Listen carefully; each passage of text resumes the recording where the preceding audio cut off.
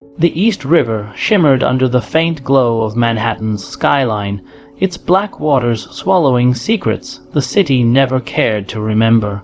On a cold November morning, joggers passing by the Brooklyn Navy Yard noticed something strange near the pier, a body tangled in seaweed, drifting with the tide. Within the hour, NYPD Detective Sarah Mitchell was on the scene. At 38, Sarah was known for a sharp mind, stubborn tenacity, and an uncanny ability to see connections others missed. She crouched near the water as officers hauled the body to shore. The victim was a man in his 40s, well-dressed, though his suit was soaked and torn. A gold watch clung to his wrist, still ticking despite the river's assault. ID says his name's Anthony Vega. Officer Ruiz reported, handing her the wallet they recovered. Corporate lawyer, based in Manhattan. No priors, clean record. Sarah frowned. Lawyers don't end up in rivers unless they pissed off the wrong people. What caught her attention wasn't the body itself, but the bruising around the man's neck. He hadn't drowned, he'd been strangled before being dumped. As the forensic team worked, Sarah's partner, Detective Marcus O'Connor, lit a cigarette nearby. Word is Vega represented some high-profile clients. Developers, hedge funds, even a couple political names. You thinking mob hit? Could be, Sarah muttered. But mob hits usually stay off the radar, dumping a lawyer where joggers can find him. That's a message. She looked out at the water, her gut twisting. A message to who? By afternoon, Sarah was back at precinct headquarters, sifting through Vega's files. Something didn't add up. His last known meeting had been the night before with a client at a midtown hotel. But surveillance footage showed Vega leaving alone, looking tense, as if he knew he was being followed. That evening, Sarah drove past the hotel. As she parked, she noticed something unusual. A street camera nearby had been deliberately smashed, wires hanging loose. Someone hadn't wanted the footage seen. Inside the hotel lobby, she questioned the receptionist. Mr. Vega checked on a client last night, right? The clerk hesitated, glancing at the manager before answering. Yes, but there's no record of the client's name. Cash payment, no ID. Sarah's instincts screamed. Vega's meeting hadn't been random. It had been a setup, and somewhere in the city, the person he met was watching closely, making sure the message had been delivered. Detective Sarah Mitchell sat in her office, Vega's case file spread across her desk like a jigsaw puzzle, missing too many pieces. Outside, rain streaked against the precinct windows, the sound blending with the low hum of conversations and ringing phones. Marcus O'Connor leaned against the doorframe, his tie loosened, cigarette dangling from his lips. You've been at this all night. Find anything? Sarah sighed, rubbing her temples. Vega wasn't just a lawyer. He was sitting on something big. Look at this. She slid over a folder. Inside were documents pulled from Vega's office. Shell companies, offshore accounts, and coded transactions linked to several New York real estate developments. Marcus scanned the pages, whistling. Looks like classic laundering. Russians, maybe, or one of those Jersey syndicates. Maybe both. Sarah replied, but here's the kicker, these papers shouldn't even exist. His secretary swore Vega never kept sensitive files in the office, which means someone planted them, Marcus guessed. Sarah shook her head. No, he wanted them found. He knew something was coming. The thought made her uneasy. If Vega had deliberately left behind a trail, then he'd known his life was in danger, and now he was dead. Later that evening, Sarah drove to Vega's apartment in Midtown. The doorman, a wiry old man with sharp eyes, greeted her. Detective, you're not the first cop to come around. There was a guy here yesterday. Said he was NYPD too, but he didn't show a badge long enough for me to read it. Sarah's stomach sank. What did he want? He asked about Vega's visitors, took the guest log. Inside Vega's apartment, everything seemed pristine. Too pristine. The bookshelves were dusted, the desk wiped clean, even the fridge was empty. But Sarah's instincts told her someone had staged the place. She checked the study again, running her fingers along the edges of drawers and shelves. Finally, behind a row of law books, she found it, a slim USB drive taped to the wood. Heart pounding, she pocketed it and left quickly, feeling the weight of unseen eyes. Back at the precinct, Sarah inserted the USB into her laptop. Encrypted files popped up, dozens of them. She wasn't a tech expert, but even she could see these were confidential memos, financial spreadsheets, and scanned letters. Names she recognized leapt out at her: a state senator, 2 real estate tycoons, and, most shocking of all, a sitting judge. Marcus leaned over her shoulder. Jesus, Sarah, if this is real, Vega was about to blow the lid off half the city. Sarah's throat went dry. He wasn't just a lawyer, he was a whistleblower. Suddenly, the screen went black. An error message appeared. Access denied, remote wipe initiated. Sarah slammed the laptop shut, but it was too late. Whoever had planted that malware now knew exactly who was digging into Vega's files. She looked up at Marcus, her voice steady but tight. We're not alone in this anymore. They're watching.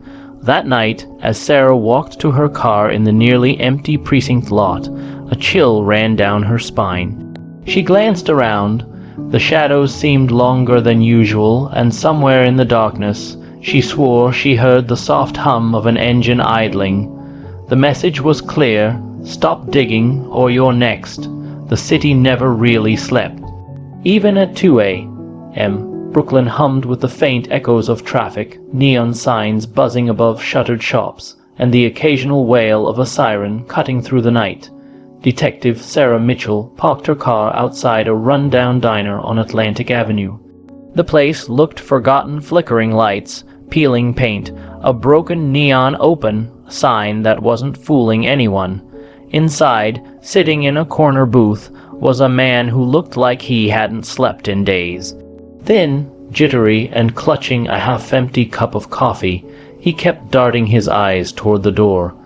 His name was Raymond Torres, a former security guard at the Midtown Hotel, where Vega had last been seen alive. "You're late," Raymond muttered as Sarah slid into the booth across from him. "You're lucky I came at all," she replied, keeping her voice low. "You said you had information about Anthony Vega?" Raymond glanced around nervously, lowering his voice. "I saw what happened that night. I shouldn't have, but I was working the side entrance. Vega didn't leave the hotel alone. 2 men walked him out. Big guys, suits like professionals. One of them had a badge, NYPD. Sarah froze. "You're saying a cop was with them?" Raymond nodded. "I didn't catch his name, but I saw the badge flash. Vega was arguing, shaking his head. They shoved him into a black SUV. I kept quiet because, well, I know what happens to people who talk." Sarah's pulse quickened. "A dirty cop." That explained the missing guest log, the smashed street camera, and the wiped files. Someone inside the department was feeding the killers. She leaned in closer. "Raymond, why tell me now?" His hands trembled around the coffee mug. "Because last night someone broke into my apartment. They didn't steal anything. They just rearranged things, left a bullet on my pillow." His eyes welled with fear. "I'm dead either way, but maybe if I tell you I got a chance." Before Sarah could answer, the diner door creaked open. A man in a dark hoodie stepped inside, his face shadowed. He didn't order food, just scanned the room. Sarah's instincts screamed danger. "Raymond," she whispered urgently, "go to the restroom. Now." As Raymond slipped away, Sarah kept her hand near her holster, watching the man in the hoodie. He pretended to check a vending machine, but his gaze lingered on her too long. Moments later, the restroom window slammed open in the back. Sarah bolted from the booth, racing toward it. Too late. Outside, tires screeched. A black sedan peeled away into the night. Raymond's silhouette shoved into the back seat. "Damn it," Sarah hissed, sprinting outside, but the car was gone before she could draw her weapon. Back inside, the hooded man was gone too, leaving only a crumpled napkin on the counter. Sarah picked it up, her blood running cold as she read the words scrawled in shaky handwriting. "Next time, it's you." Sarah drove back to the precinct with her thoughts spiraling. Vega had been silenced. Raymond, her only witness, had just been taken, and somewhere in the shadows a cop, one of her own, was pulling strings for the killers. She locked the doors of her office and stared at the whiteboard covered in names and connections. At the center of it all was Vega. Around him, senators, businessmen, mobsters, and now, maybe even the NYPD itself. For the first time in her career, Sarah felt the weight of isolation. She couldn't trust anyone, not even Marcus, not entirely. As dawn crept over Manhattan, she realized the truth. The deeper she went, the more she became the next target, and whoever had taken Raymond Torres wasn't planning to keep him alive for long. The rain had finally stopped, but the city still glistened under the streetlights, every puddle reflecting neon-like broken glass. Detective Sarah Mitchell hadn't slept in over 24 hours. She sat in her car across from an abandoned warehouse in Red Hook, binoculars pressed to her eyes. Inside, through broken windows, she could make out movement, two men pacing back and forth, their shadows long against the concrete walls. And in the middle of the room, tied to a chair, was Raymond Torres. Her chest tightened. He was alive for now. Sarah clicked her radio. "Dispatch, I need backup at Pier 47, Red Hook." Hostage situation. Static, no response. She tried again, nothing. Her throat went dry. Either her radio was jammed, or someone inside the precinct was making sure her calls didn't go through. Inside the warehouse, Raymond's muffled cries echoed against the damp walls. One of the men, a broad figure with a shaved head, lapped him hard across the face. "You talk, you die slower. Understand?" The second man, leaner, wearing a leather jacket, pulled out a phone and stepped aside, speaking quietly. Sarah adjusted her binoculars to focus. The man lifted his head just enough for her to catch a glimpse of his face illuminated by the phone's glow. Her stomach dropped. It was Detective Paul Hennessy, a 20-year NYPD veteran, celebrated in the papers, someone she had shared beers with after cases, a cop, a traitor. Sarah's pulse hammered in her ears. Hennessy was the dirty badge Raymond had seen. And if he was here, then the conspiracy reached deeper than she imagined. Moving fast, Sarah slipped from her car, gun drawn, boots silent on the wet asphalt. She crept through a side entrance, the smell of rust and salt water thick in the air. Every instinct told her she was walking into a trap, but leaving Raymond behind wasn't an option. She found a vantage point on the catwalk above the main floor. Raymond's face was swollen, blood trickling from his lip. He looked half conscious. Hennessy ended his phone call and barked at the other man. "Finish him. Dump the body in the river. I'll take care of Mitchell next." Sarah's heart lurched. They were already planning her execution. She steadied her weapon, aimed at the shaved head thug, and fired. The bullet cracked through the warehouse, striking him in the shoulder. He collapsed with a scream. "Police, drop your weapon," Sarah shouted, her voice cutting like steel. Hennessy spun around, shock flashing across his face. "Sarah, you son of a bitch," she hissed, gun still locked on him. "All this time, you were working for them." Hennessy smirked, drawing his own gun. "You don't get it, Mitchell. Vega was going to burn the city down. Politicians, judges, cops, we all go under if those files get out. I did what I had to. You murdered him." Sarah snapped. He shrugged. Collateral damage. A gunfight erupted. Bullets ripped through the warehouse, sparks flying off steel beams. Sarah dove behind a crate, glass shattering above her head. Raymond groaned, trying to wriggle free from the chair. Hennessy's footsteps echoed on the concrete as he advanced. "You're in way over your head, Sarah. Walk away. No one will blame you. Not a chance," she growled, firing back. One round clipped his arm, sending his gun clattering to the floor. Before Sarah could close in, he bolted toward the exit, disappearing into the night. Sarah rushed to Raymond, cutting the ropes. "You're safe. You hear me. You're safe now." But his head slumped forward, his breathing shallow. He was alive, barely. Minutes later, as Sarah loaded Raymond into her car, her phone buzzed. A text from an unknown number lit up the screen. "Nice try, detective. You saved him tonight, but tomorrow we bury you both." She stared at the message, her reflection pale in the glass. The conspiracy wasn't broken. It was only just beginning to fight back, and the city's most dangerous war had just turned personal. The hospital room was dimly lit, the steady beep, beep of monitors echoing like a countdown. Raymond Torres lay on the bed, pale but breathing. The doctors said he'd live, though his body was broken and his nerves shattered. Sarah Mitchell sat beside him, notebook ready. "Raymond, you need to tell me everything. No more secrets. Who ordered Viga's death?" His eyes fluttered open, voice weak but urgent. It wasn't just Hennessy. He was working for someone higher, a man Viga called the broker. Said he controlled the politicians, the developers, the cops. Everyone answered to him. Sarah leaned closer. "A name, Raymond. Give me a name." Raymond swallowed hard. Richard Haldon. Sarah froze. Haldon was a billionaire real estate tycoon, a household name, celebrated for revitalizing half of Manhattan with glossy skyscrapers and luxury condos. A philanthropist in public, but in truth, the spider at the center of the web. Raymond grabbed her wrist with surprising strength. "He'll kill me, Sarah. He'll kill us all." Moments later, an alarm blared. The hospital's fire system triggered, sprinklers spraying overhead. Nurses screamed, rushing down the hall. Amid the chaos, Sarah's instincts screamed at her. This wasn't an accident. She shoved Raymond's bed toward the emergency exit just as masked men burst into the room, guns drawn. Bullets tore through the walls. Sarah returned fire, forcing them back, but it was clear. Haldon had already moved to silence the witness.